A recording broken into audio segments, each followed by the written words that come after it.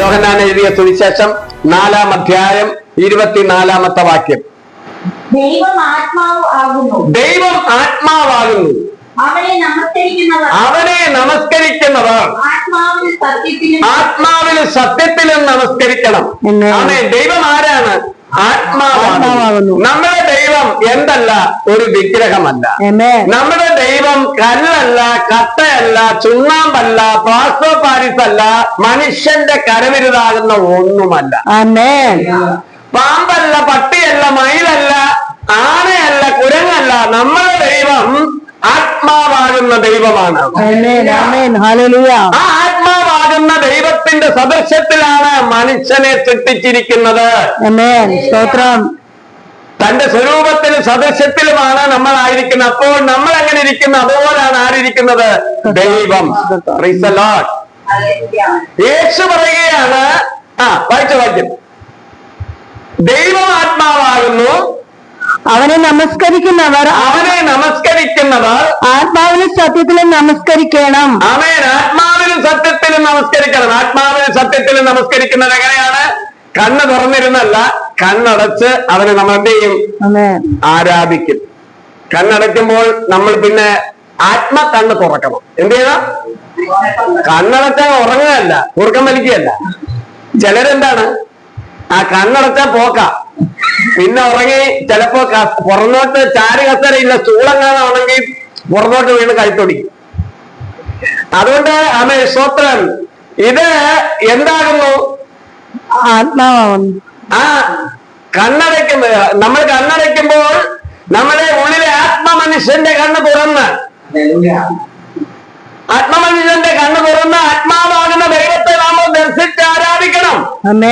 അതാ ആത്മനില. ആ നിലകളിൽ എത്തണം നിങ്ങൾ. ഇവരങ്ങനെ എത്തിയിട്ടില്ലെങ്കിൽ ആരാധനയ്ക്ക് വരുമ്പോ എന്ത് ചെയ്യണം? കണ്ണടച്ച് ദൈവത്തെ ആരാധിക്കണം. ആമേ. കണ്ണടച്ച് ധ്യാനിക്കുകയെന്ന് പറഞ്ഞ ഒരാള് ഒരിക്കൽ ഇരുന്ന് അരമണിക്കൂറൊക്കെ ഉറങ്ങി. സ്തോത്രം. ചോദിച്ചാൽ പറഞ്ഞത് ഞാൻ ധ്യാനിച്ചോണ്ടിരുന്നയാന്ന് പറഞ്ഞു. സ്തോത്രം. അപ്പൊ അങ്ങനല്ല, നമ്മൾ എന്ത് ചെയ്യണം? നമ്മുടെ നഗ്നനേത്രങ്ങൾ അടച്ച് അകത്തെ ആത്മമനുഷ്യന് ഒരു കണ്ണുണ്ട്, ആത്മകണ്ണുകളുണ്ട്. ആ കണ്ണുകൾ തുറന്ന് ആത്മാവാകുന്ന ദൈവവുമായിട്ടുള്ള ബന്ധത്തിലായിത്തീരണം. കേൾക്കുന്ന വചനവും വേദപുസ്തകത്തിലെ വചനവും അങ്ങനെ തന്നെയാണ് നമ്മൾ സ്തോത്രം ധ്യാനിക്കേണ്ടത്. ഒരിക്കലും മനസ്സുകളെ ശൂന്യമാക്കി കളയരുത്. നമ്മൾ ധ്യാനിക്കുമ്പോൾ ആരെയാണ് ധ്യാനിക്കുന്നത്? ദൈവത്തെയാണ് ധ്യാനിക്കേണ്ടത്. യേശുവിനെയാണ് ധ്യാനിക്കേണ്ടത്. ഹൃദയത്തിൽ എന്ത് വേണം? ദൈവത്തിന്റെ വചനം വേണം. Price the Lord. ഹല്ലേലൂയ. ദൈവത്തിന് സ്തോത്രം. അപ്പൊ യേശു പറഞ്ഞ ആത്മാവിൽ നമ്മൾ ആരാധിക്കണം. നമ്മൾ ആരാധിക്കുന്നത് ആരെയാണ്? ആത്മാവിൽ ആരാധിച്ച് ആരെയാണ് ആരാധിക്കുന്നത്? ദൈവത്തെയാണ്. നമ്മളിപ്പോൾ ആരാധിക്കുന്ന ആരാധന എന്താണ്? ആത്മാവിലുള്ള ആരാധന. അപ്പൊ യേശു പറഞ്ഞ ആ വാക്യം ഒന്നുകൂടെ വായിക്കാം. ദൈവം ആത്മാവാകുന്നു. അവനെ നമസ്കരിക്കുന്നവർ ആത്മാവിലും സത്യത്തിലും നമസ്കരിക്കണം. ആത്മാവിലും സത്യത്തിലും നമസ്കരിക്കണം. കണ്ട, വിഗ്രഹത്തിന്റെ മുമ്പിൽ പോയി കുമ്പിട്ട് മുട്ടൊടിഞ്ഞ് 2 മണിക്കൂർ ഞാൻ നിന്ന് മുട്ടുകുത്തി 2 മണിക്കൂർ നിന്ന് ഒരു കൊന്ത എന്ത് ചെയ്തു? പഠിച്ചു എന്ന് പറഞ്ഞു.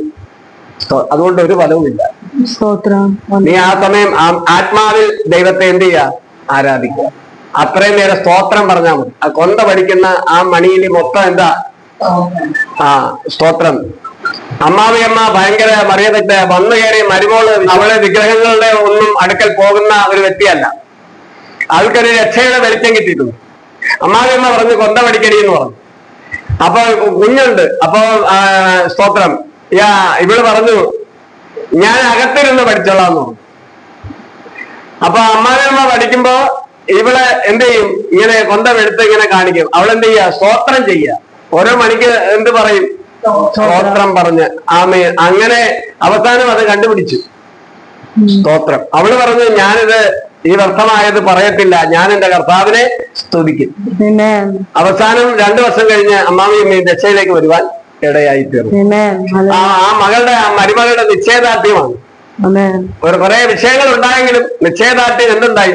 അവരെയും ഈ രക്ഷയുടെ അനുഭവത്തിലേക്ക് കൊണ്ടുവരുവാൻ ഇടയായി തീർന്നു. എഫേസ്യർ 1:18-19. ഹൃദയദൃഷ്ടി പ്രകാശിപ്പിച്ച് നമ്മുടെ ഹൃദയദൃഷ്ടി എന്ത് ചെയ്യണം? എന്താ പ്രകാശിപ്പിച്ചിട്ട് ഞാൻ നേരത്തെ പറഞ്ഞല്ലോ, നമ്മുടെ ഈ കണ്ണ് എന്ത് ചെയ്യണം? അടയണം. അടഞ്ഞിട്ട് വചനം എന്താ പറയുന്നത്? എങ്ങനെ ആരാധിക്കേണ്ടത്? നമ്മളെ ഈ നഗ്നനേത്രങ്ങൾ അടഞ്ഞിട്ട് അകത്തെ മനുഷ്യന്റെ ഹൃദയദൃഷ്ടിയുണ്ട്. ഹൃദയത്തിന് എന്തുണ്ട്? കണ്ണുകളുണ്ട്. അപ്പൊ അവിടെ പൗലോസ് പറയുകയാണ്, ഈ ആത്മാവിലുള്ള ആരാധന, പരിശുദ്ധാത്മാവ് എങ്ങനെയാണ് നമ്മളിൽ വരാൻ പോകുന്നതെന്നാണ്. എങ്ങനെ വരും? ആത്മാവിനെ ആരാധിച്ചാലേ പരിശുദ്ധാത്മാവ് വിജയം കിട്ടുകയുള്ളൂ. നിങ്ങളുടെ ഹൃദയദൃഷ്ടി പ്രകാശിപ്പിച്ചിട്ട് അപ്പൊ നമ്മുടെ ഹൃദയദൃഷ്ടി ആര് പ്രകാശിപ്പിക്കണം? നമ്മൾ പ്രകാശിപ്പിക്കണം. സ്തോത്രം. ഒരു വീടിന്റെ ലൈറ്റ് അയൽക്കാരൻ വന്ന് താക്കോല് കൊടുത്താലേ കൊണ്ടിടത്തുള്ളൂ.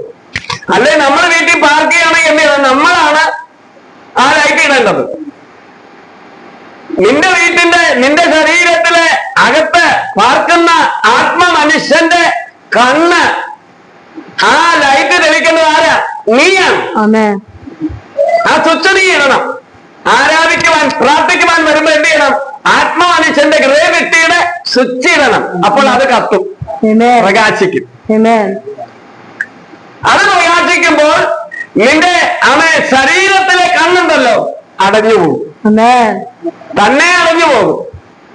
Price the Lord. ഹല്ലേലൂയ. നിങ്ങൾ ഹൃദയത്തിൽ പ്രകാശിച്ചിട്ട് അവന്റെ വിളിയാനുള്ള ആശ ഇന്നതെന്നും ദൈവം നമ്മളെ വിളിച്ചത് എന്തിനു വേണ്ടി, എന്താ ആ വിളിയുടെ ആശ എന്താണെന്ന് നമ്മൾ തിരിച്ചറിയാൻ പോവുകയാണ്. വായിച്ചു.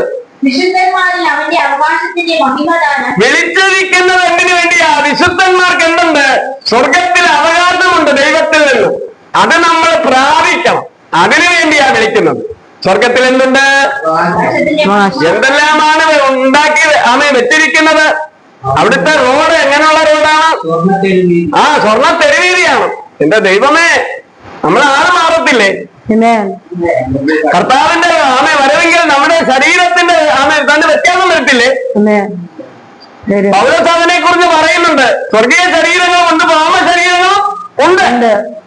സ്വർഗീയ ശരീരം പ്രാപിച്ച ശിഷ്യന്മാരുടെ അടുക്കൽ യേശു വന്ന് നടുവിൽ വന്ന് പൊട്ടിച്ചപ്പെട്ടിട്ട് പറഞ്ഞ്, നിങ്ങൾ പേടിക്കരുത്, ഞാൻ ബോധമൊന്നുമല്ല. കൈയും വിലാപ്പുറവും കാണിച്ചു, ഞാൻ ബോധമല്ല.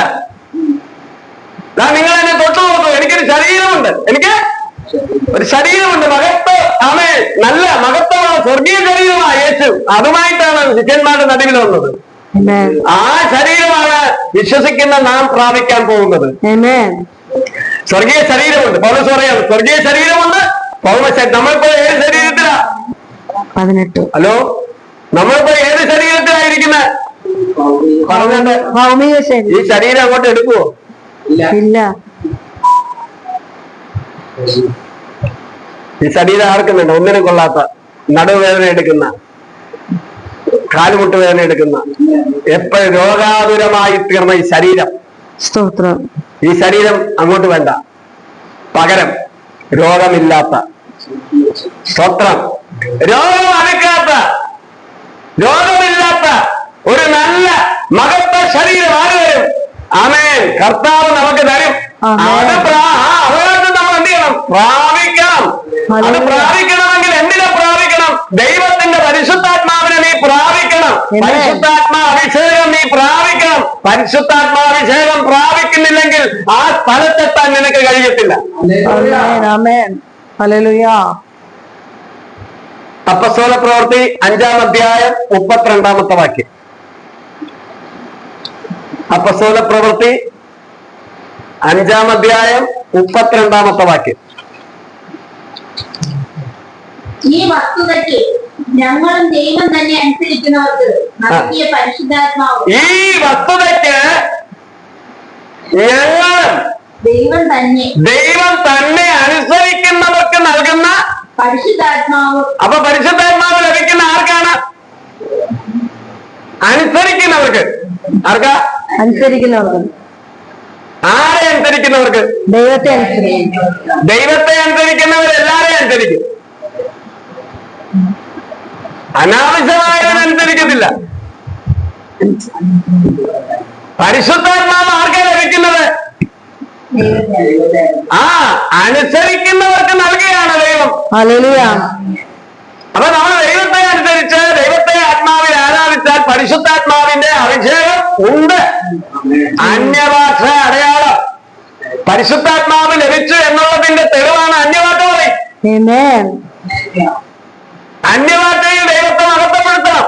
ഹല്ലേലൂയ. ആ ഒരു ആഗ്രഹത്തിലേക്ക് നിങ്ങൾ വന്നേ, എനിക്ക് അന്യഭാഷയിൽ ദൈവത്തെ മഹത്വപ്പെടുത്തണം. ആമേൻ. വചനം പറയുന്ന അന്യഭാഷയിൽ സംസാരിക്കുന്നവൻ മനുഷ്യരോടല്ല, പിശാചിന് പോലും തിരിച്ചറിയാൻ പറ്റത്തില്ല. പിന്നെ ആരോട് സംസാരിക്കുന്ന? ദൈവത്തോട്. ആത്മാവിൽ മർമ്മങ്ങളെ സംസാരിക്കുന്നു. അപ്പൊ ദൈവത്തോട് സംസാരിക്കാനുള്ള ഒരു ഭാഷയാണ് ഏത്? അന്യഭാഷ. അത് നീ എന്ത് ചെയ്യണം? പ്രാപിക്കണം. അഭിഷേകം പറഞ്ഞാട്ടെ, പ്രാപിക്കണം. അഭിഷേകം എന്തെന്ന് പോലും ഞങ്ങൾക്ക് അറിയത്തില്ല. അഭിഷേകം എന്ന് പറഞ്ഞാൽ എനിക്കെന്ന് പറഞ്ഞുകൂടാ. സ്തോത്രം. അപ്പൊ ഒന്ന് വാഞ്ചിച്ചാട്ടെ, അഭിഷേകമുണ്ട്. എന്താ? പരിശുദ്ധാത്മാ അഭിഷേകമുണ്ട്. അത് നിനക്ക് കിട്ടാതെ പോകരുത്. അത് ആരുടെ കുത്തകയല്ല, വിശ്വസിക്കുന്ന എല്ലാവരുടെ മേലും അതിനെ പകരും. ലൂക്കോസ് എഴുതിയ സുവിശേഷം 11-ാം അധ്യായം 13-ാമത്തെ വാക്യം വായിക്കും.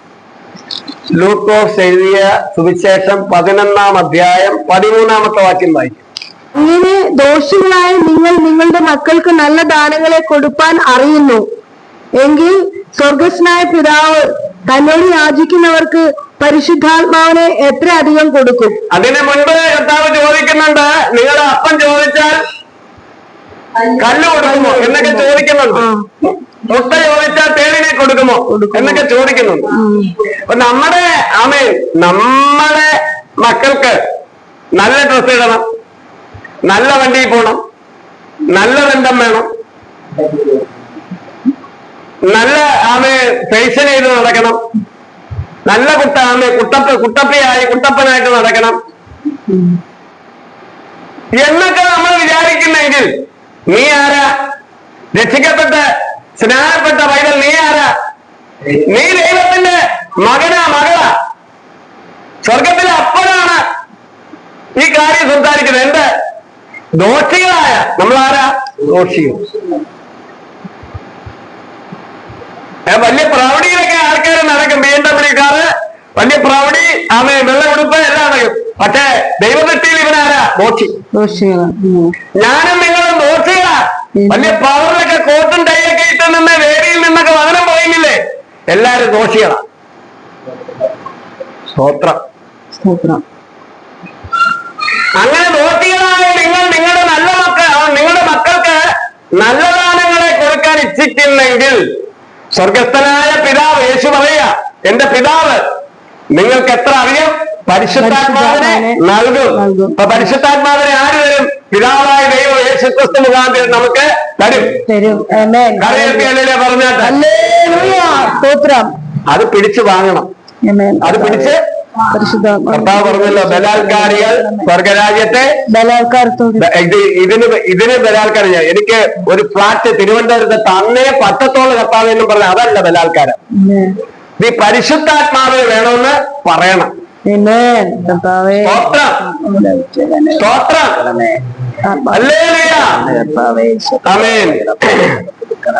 ഫിലിപ്പിയർക്ക് എഴുതിയ ലേഖനം 3-ാം അധ്യായം 3-ാമത്തെ വാക്യം.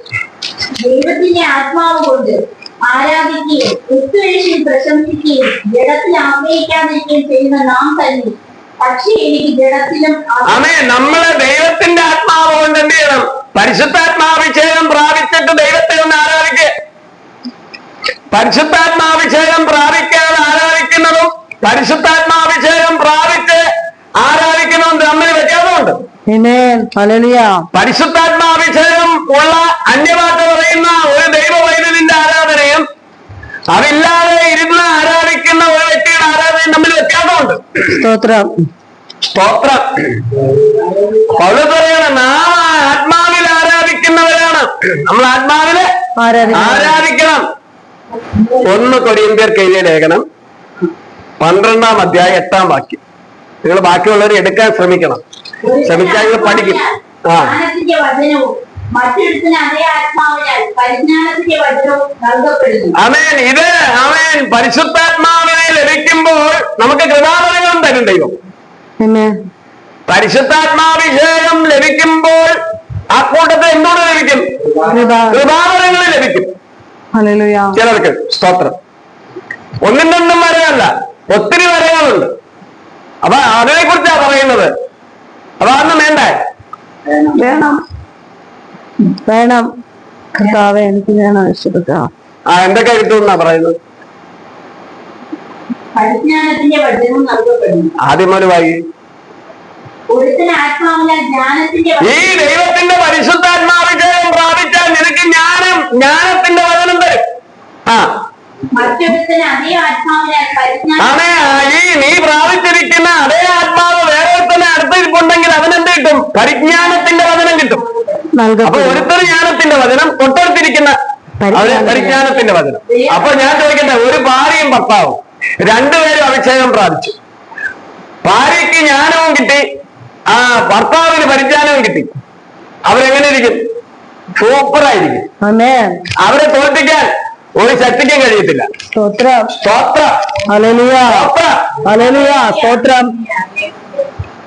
ഇനി നിനക്ക് ജ്ഞാനം കിട്ടിയത് എനിക്ക് പരിജ്ഞാനവും കിട്ടി എന്ന് പറഞ്ഞ് ഭാര്യ അടിക്കാതിരുന്നാ മതി. സ്തോത്രം. ജ്ഞാനത്തിന്റെ വചനവും പരിജ്ഞാനത്തിന്റെ വചനവും എല്ലാം ആമേൻ ഒരേ കാറ്റഗറിയിൽ വരുന്നതാണ്. സ്തോത്രം. സ്തോത്രം. ആത്മാവിന്റെ ഫലങ്ങളാണ്. പരിശുദ്ധാത്മാവ് ഉള്ളതുകൊണ്ടാണ് ജ്ഞാനം കിട്ടിയത്. പരിശുദ്ധാത്മാവ് ഇനി ഉള്ളതാണ് പരിജ്ഞാനം കിട്ടിയത്. എന്നിട്ട് വേറൊരുത്തന് അതേ ആത്മാവിന് എന്താണ്? വിശ്വാസം. ഏറ്റവും നല്ലതാണ് വിശ്വാസവും.